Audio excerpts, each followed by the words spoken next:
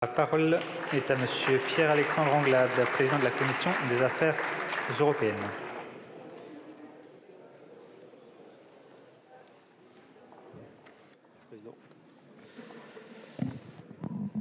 Bien, Monsieur le Président, Mesdames les ministres, mes chers collègues, au terme de ce débat, une évidence que nous connaissions déjà s'impose à nouveau. L'Assemblée nationale, dans un très large consensus, s'oppose à l'accord commercial entre l'Union européenne et le Mercosur, comme nous l'avions déjà fait avec l'adoption d'une résolution en juin 2023. Et donc nous le redisons aujourd'hui avec fermeté dans cet hémicycle, aucun accord ne saurait être conclu sans le strict respect des accords de Paris, sans insertion des clauses miroirs et sans équité commerciale. Certes, le partenariat entre deux marchés puissants, celui du Mercosur et celui de l'Union européenne, s'il se concrétisait, conduirait à créer un marché unique de 780 millions d'habitants, générant des volumes d'échanges extrêmement conséquents, dont notre industrie, l'industrie automobile, l'industrie pharmaceutique, le textile, les services, même certaines filières agricoles bénéficieraient, et même très largement par rapport à nos partenaires sud-américains. Mais un tel accord ne saurait se faire au détriment de la filière agricole européenne qui est largement menacée. Et si le projet d'accord inquiète nos agriculteurs à juste titre, il inquiète aussi nos concitoyens qui y voient une menace pour leur environnement et leur santé. C'est pourquoi le texte que la Commission souhaiterait pouvoir signer n'est pas acceptable. Pas acceptable car sa conclusion reviendrait à créer les conditions d'une concurrence déloyale entre les exploitations agricoles européennes et celles d'Amérique latine. Pas acceptable en raison des risques sanitaires induits par cet accord, notamment l'usage d'antibiotiques ou d'hormones, cela a été très largement rappelé. Pas acceptable ensuite en raison des risques que cet accord fait peser sur l'environnement, car il entraînerait une augmentation des émissions de gaz à effet de serre et de la déforestation. Pas acceptable enfin, car les conditions démocratiques et politiques, et nous le voyons aujourd'hui, ne sont pas réunies.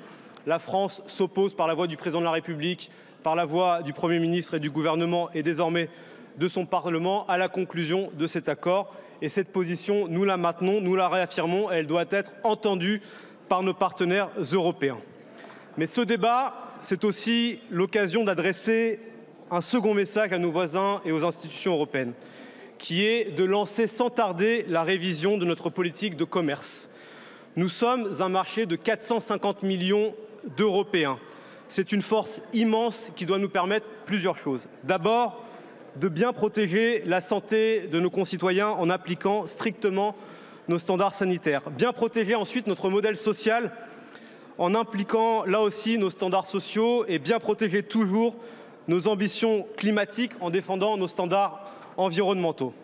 Si nous ne faisons pas cela, alors nous continuerons à être un continent qui définit les standards les plus ambitieux et parfois les plus contraignants pour ceux qui produisent chez nous, mais qui, par sa politique commerciale, importe des produits qui ne suivent pas ni ne respectent nos normes. Et cela ne peut évidemment plus fonctionner, plus personne ne le comprend. Et si on veut être cohérent avec nos ambitions, nous avons besoin de repenser très profondément notre politique commerciale. Cela a évidemment été entamé ces dernières années sous l'impulsion de la France et du président de la République. Nous l'avons fait notamment avec le CETA, qui est un bon accord, parlons-en, puisqu'il y a des clauses miroirs, que c'est un accord commercial de nouvelle génération et qui permet à nos agriculteurs d'exporter vers le Canada et de nous protéger là où il y avait des normes différentes, notamment sur la viande qui ne respectait pas les normes européennes.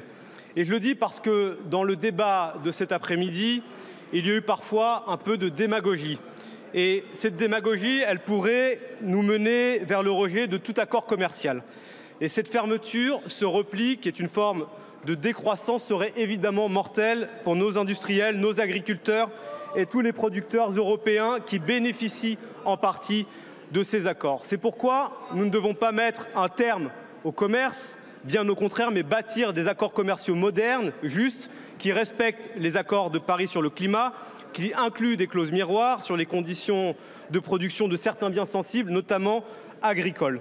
Nous devons aussi afficher l'empreinte carbone des produits pour qu'elle soit connue des consommateurs européens qui réaliseront souvent alors que ce qui est produit en Europe est évidemment bien meilleur pour le climat et pour leur santé. Tout cela, nous ne le trouvons pas dans l'accord avec le Mercosur, qui est un accord d'ancienne génération Et donc, soyons clairs, si un bien ne respecte pas les normes fondamentales qui sont les normes que nous avons édictées avec nos partenaires européens, alors il ne doit pas pouvoir entrer sur le sol européen. C'est une question de souveraineté, de protection de l'environnement et de la santé de nos concitoyens, mais aussi de la préservation d'un modèle social européen qui est unique au monde et qui nous est extrêmement cher. Voilà pourquoi, sans tourner le dos au commerce mondial, nous devons nous opposer au traité entre le Mercosur et l'Union européenne en l'état. Je vous remercie.